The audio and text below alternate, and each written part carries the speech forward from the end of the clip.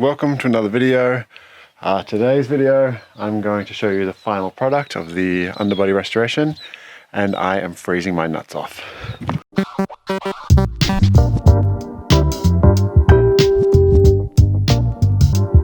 Oh shit, here we go again. Okay, so welcome. It is a full-blown winter here in Norway now. Yeah. We have probably had one of the craziest winters ever. It's been cold, like -10 to -20. Right now it's -15. So I'm going to see how long I last in the garage right now. But that's maybe the reason why I haven't been able to do anything or give any updates. I come out to the garage and it's just too cold. There has been so much snow, I haven't been able to dig out the garage. So, but the Evo is here. And what I want to do is kind of show you the final result of the underbody restoration process.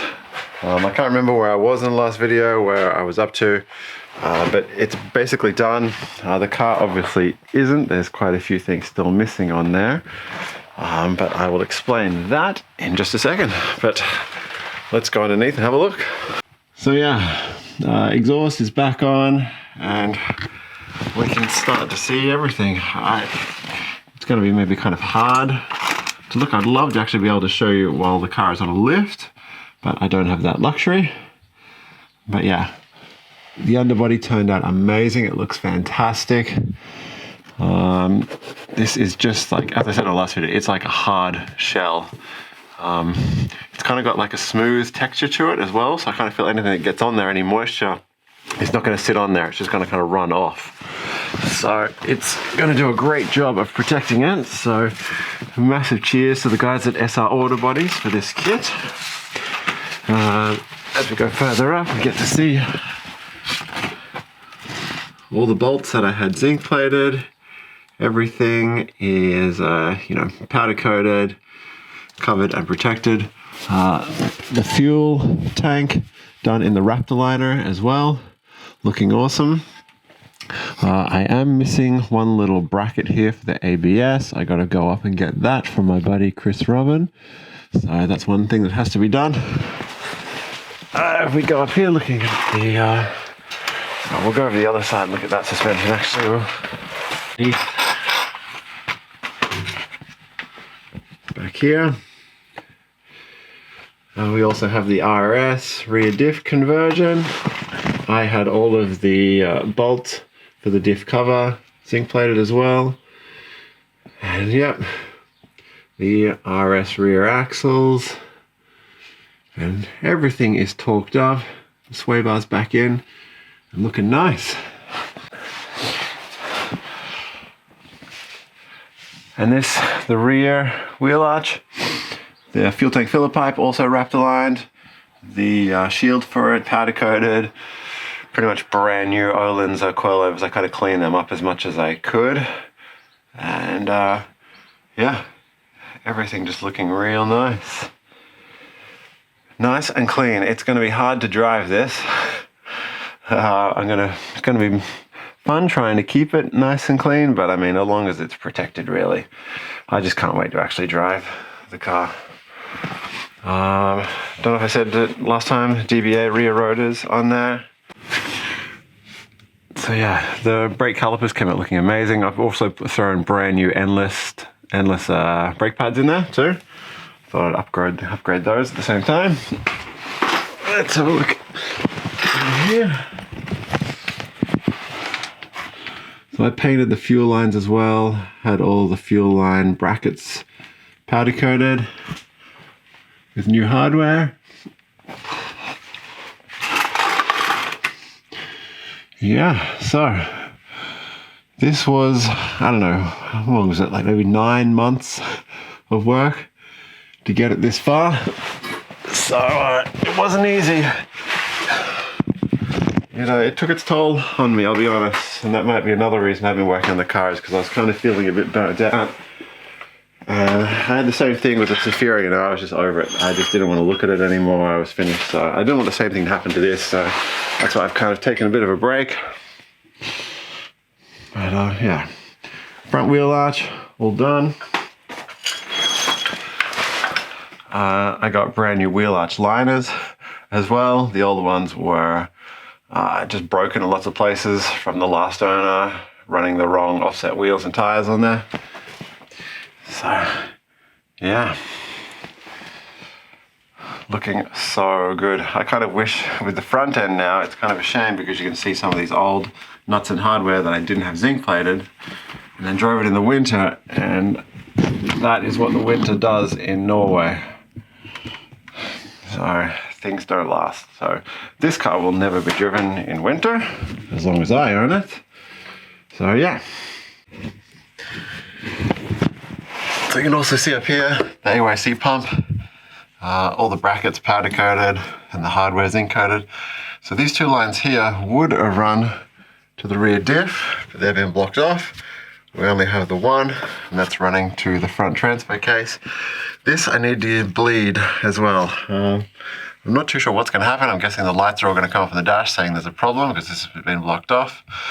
But it'd be good to just get this bled, so I don't think it'll cause any damage to the front diff or anything, but obviously it's not going to be working properly. But yeah, it's going to be interesting to drive it with the rear RS diff as well to see what difference that makes. I'm guessing it's going to be a little bit aggressive. But look at this, it's a bit dirty. We got to clean this up. I'm just hoping it won't be too noisy or anything. I've run a really good oil that was recommended. This stuff here, it's like a Swedish brand. And this stuff comes out like, it's like almost like a glue, like really sticky stuff. So yeah, that should be good stuff. So I ran that in there, and then everything else was just factory Mitsubishi. I've been busy with other things as well with the car, kind of doing some fun things. I put a new stereo in the car, or new speakers at least. New 6.5-inch splits with new tweeters are in as well. I also sound deadened the front doors, and it's going to be messy in here, but I've also put sound deadening under the rear seat, and we got new 6.5-inch splits up in here as well. So the sound system is absolutely pumping in this car. Can't wait to do some laps, do some cruising, listen to some beats. Yeah, everything else, I've been turning it over lately as well. Turns over sweet. We might do that today if my fingers survive this cold weather.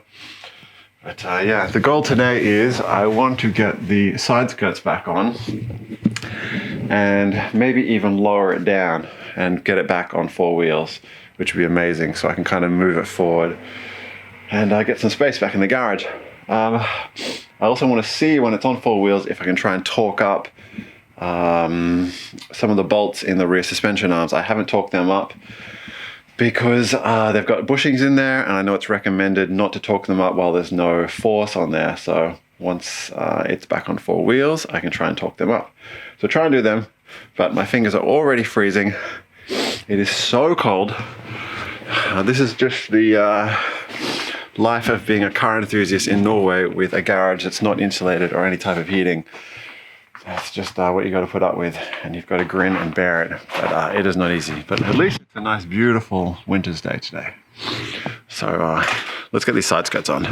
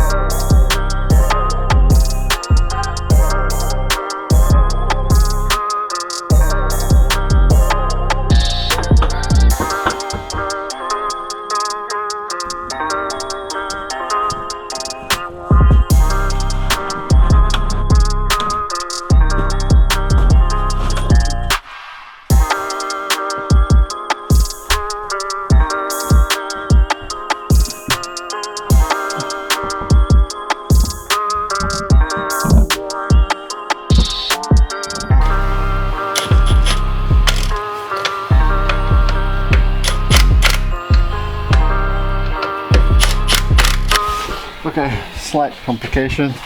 Went to put the wheel on, realized that the handbrake needed major adjusting. As with the handbrake on, I was able to fully move the wheels. But now we've adjusted the handbrake. I forgot to say I replaced all the handbrake shoes in there. So that is good. So let's try again.